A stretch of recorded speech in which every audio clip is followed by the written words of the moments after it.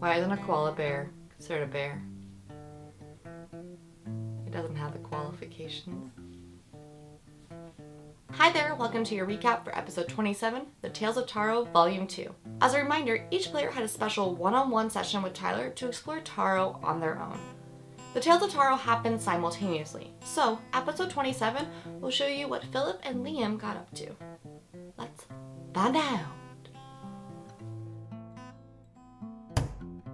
Exploration breeds innovation. The Mountain Dews come back for the second volume of the Tales of Tarrow. Liam sets forth with only one destination on his mind, the Library of Artificers. This place could hold all the answers to the treasure troves of ideas that Liam has been gestating for a while now. Not to mention that maybe he could show off some of his own inventions in the process, see what kind of recognition came his way. Honestly, I'm debating, driving through the streets of the city on my rad motorcycle. The buildings themselves are a feat of magical engineering that he has not seen in any of his travels. After leaping on the first one that touched down, he began his foray into the decorated halls of the history of artificing.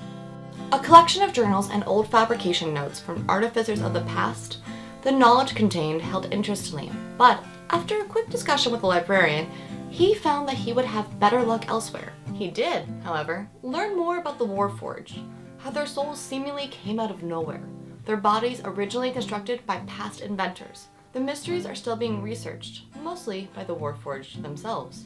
Moving on to the patents/blueprints office, then to the battlesmiths, Liam's brand of artificing, he found that he could have a home here in this environment. A quick drink to celebrate and a quick dodge of a bar fight rounded out the rest of Liam's day as he made his way back to the Crooked Raven. We can settle this like punks, or I could buy you a round of drinks.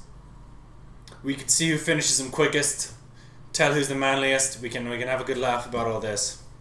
We can do this friendly like if you'd like, but give me a persuasion check. Philip decided to stay within the Raven for his morning after breakfast, interested in what Ark might have to reveal about himself and his people. Through that purpose, maybe he might find out the reason he's supposed to be around. Realizing that he is in the capital city of a country whose chief deity is one of the three sisters, he raced to the nearest church of the Raven Queen, full of questions. A child is just bought in iced cream. Suddenly, a giant gray and blue blur flies by.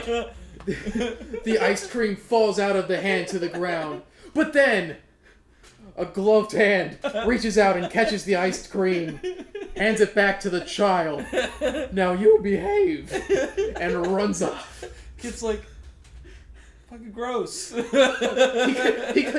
caught it by the ice cream part. The headmistress sat with him for a discussion, expressing teachings learned from decades of study. How the Raven Queen's absolution is more of a teaching on how to live fully, in the knowledge that death comes for all. Unfortunately, this conversation was cut short when a band of thugs entered the space, collecting taxes for a Mr. Maxey. Alright, just a moment.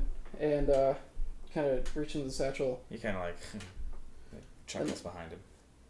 As he chuckles, going to with the pick, the hammer side of the pick to the chin.